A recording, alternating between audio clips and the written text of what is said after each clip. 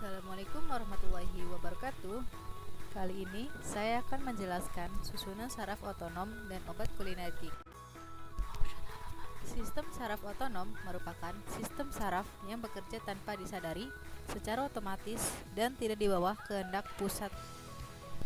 Sistem saraf otonom dibedakan menjadi dua kelompok. Yang pertama ada sistem saraf simpatik, terletak di depan ruas tulang belakang. Fungsi saraf ini terutama untuk memacu fungsi organ tubuh seperti mempercepat detak jantung, memperbesar pupil mata, dan melebarkan bronkus. Ada beberapa yang menghambat kerja organ tubuh seperti memperlambat kerja alat pencernaan, menghambat ereksi, dan menghambat kontraksi kandungan kemih. Yang kedua ada sistem saraf parasimpatik, memiliki fungsi kerja yang berlawanan dengan saraf simpatik. Di sini ada gambar aktivitas saraf simpatik dan parasimpatik pada berbagai organ. Penggolongan obat otonom. Klasifikasi obat saraf otonom adalah obat yang dapat mempengaruhi penerusan impuls dalam sistem saraf otonom dengan jalan mengganggu sintesis, penimbunan, pembebasan, atau penguraian neurotransmitter serta mempengaruhi kerja reseptor khusus. Obat-obat saraf otonom menurut khasiatnya, yang pertama ada zat yang bekerja terhadap saraf simpatik. Ada simpatomimetik atau adrenergik, meniru efek dan perangsang sistem saraf simpatik seperti noradrenalin, efedrin, isoprenalin, dan amfetamin. Yang kedua ada simpatolitik atau adrenolitik, menekan saraf simpatik atau melawan efek adrenergik seperti alkaloid sekale dan propanolol. Yang kedua ada zat bekerja terhadap saraf parasimpatik, yaitu ada parasimpatomimetik atau kolinergik. Obat ini merangsang organ-organ yang dilayani saraf parasimpatik dan meniru efek perangsangan oleh asetilkolin seperti pilokarpin dan fisostigmin. Yang kedua ada parasimpatolitik atau antikolinergik. Obat ini melawan efek-efek kolinergik seperti alkaloid beladon dan propantelin. Yang ketiga ada zat perintang ganglion. Obat ini merintangi peneruan impuls dalam sel-sel ganglion simpatik dan parasimpatik. Efek perintangan ini yaitu vasodilatasi karena bronkade susunan saraf simpatik sehingga digunakan pada hipertensi tertentu, tetapi tidak digunakan lagi sebagai antihipertensi karena efek sampingnya. Obat kolinergik. Kolinergik atau parasimpatomimetik, kelompok zat yang dapat menimbulkan efek yang sama dengan stimulasi susunan saraf parasimpatik karena melepaskan neurohormon asetilkolin atau ACH di ujung-ujung neuronnya. Tugas utama ST adalah mengumpulkan energi dari makanan dan menghambat penggunaannya. Bila neuron SP dirangsang, timbullah jumlah efek yang menyerupai keadaan istirahat dan tidur. Reseptor kolinergik. Reseptor kolinergik terdapat dalam sebuah ganglia, sinaps, dan neuron prostaglandiner dari SP. Juga plat-plat ujung motoris dan di bagian susunan saraf pusat yang disebut sistem ekstrapiramidal. Berdasarkan efeknya terhadap perangsangan, reseptor ini dapat dibagi menjadi dua bagian, yaitu satu, reseptor muskarinik berada di neuron postganglioner. Reseptor ini dibagi menjadi tiga, yaitu M1 aktivitas pelepasan NA ditingkatkan, M2 kontraksi meningkat brakikardia, M3 sekresi dan relaksi. Yang kedua, reseptor nikotin.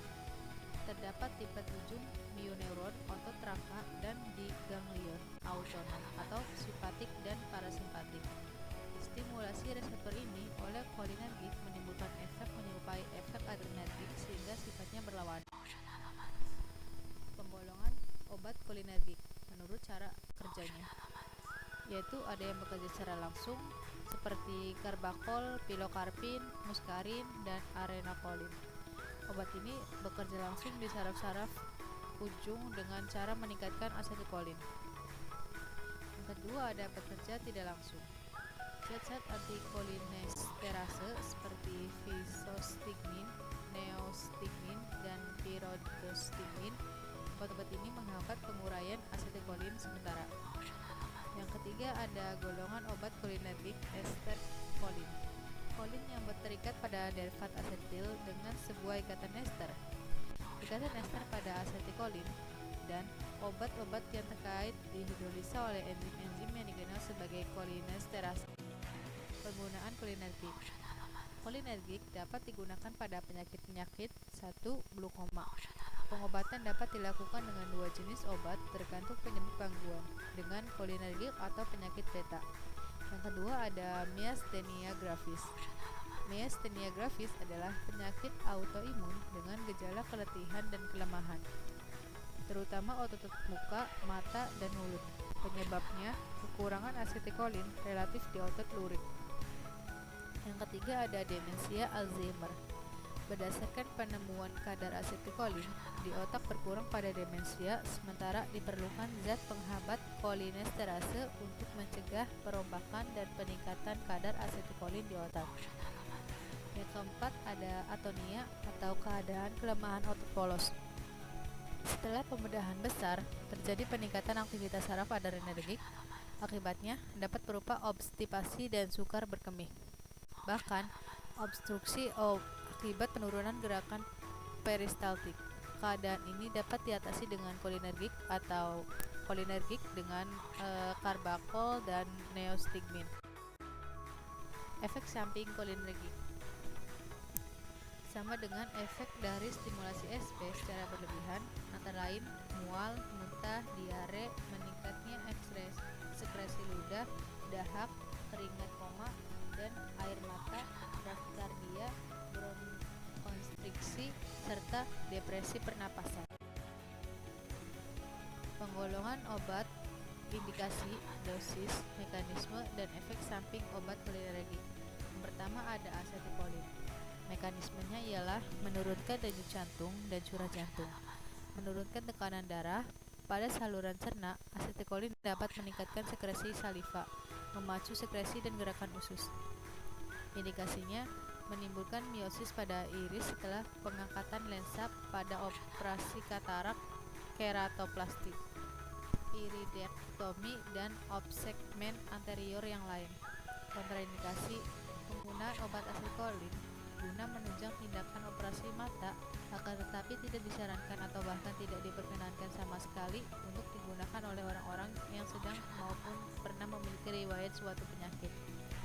Efek sampingnya edema kornea, perkabutan kornea, dan dekompensasi kornea, brakikardia, hipotensi, muka merah, sesak nafas, dan berkeringat. Dosisnya 0,5 ml ke dalam bilik anterior.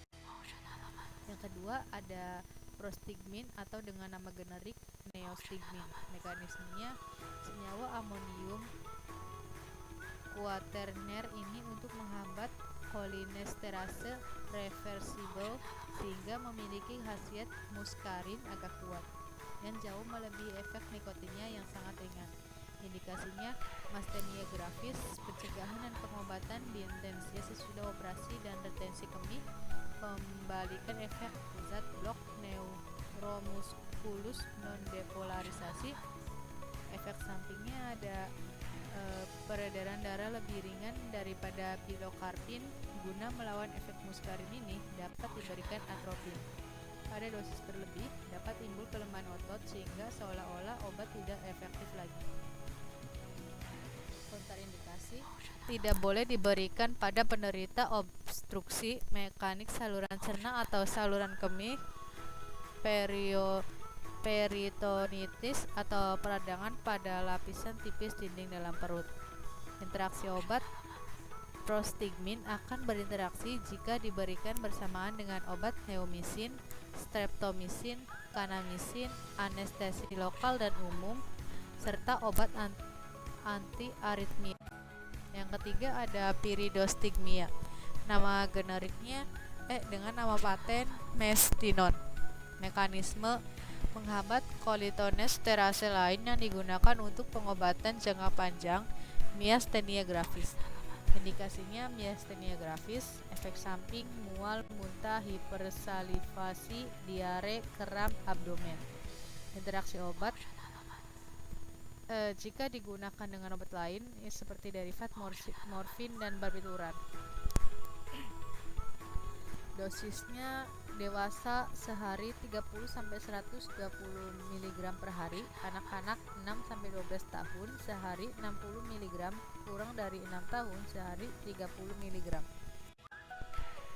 Yang ketiga ada sentokarpin dengan nama generik pilokarpin. Mekanisme kerja: penggunaan topikal pada kornea dapat menimbulkan miosis dengan cepat dan kontraksi otot siliaris. Indikasinya sebagai miotikum pada glaukoma. Efek samping: pilokarpin dapat mencapai otak dan menimbulkan gangguan sistem saraf pusat. Obat ini merangsang keringat dan salivasi yang berlebihan. Kontraksi obat: glaukoma, inflamasi glaukoma, magelinan, dan riwayat alergi. Interaksi obat: ada peningkatan risiko terjadinya brakikardia yang berat dan berbahaya jika digunakan dengan siponimod. Yang kedua, peningkatan kadar lonafarnib yang bisa menyebabkan sinkom atau aritmia.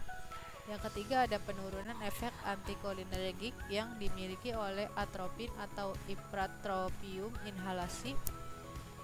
Yang keempat, ada peningkatan risiko terjadinya efek samping jika digunakan dengan obat penghambat beta seperti atenolol, acebutolol, dan bisoprolol. Dosisnya 2-4 dd 1-2 tetes larutan 1-2%. Obat-obat yang beredar di pasaran itu seperti acetylcholine. Obat yang beredar di pasarannya ada Mokol E, pilokarpin. Obat yang beredar di pasar ada Sendo, karpin, karpolin, karpinol, neostigmin. Obat yang beredar di pasaran ada prostigmin, piridostigmin. Obat yang beredar di pasaran ada mestinon. Ini ada daftar pustakanya.